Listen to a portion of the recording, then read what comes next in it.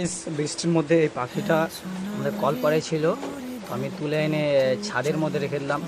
আর পুরো পাখিটা ভিজে গেছে,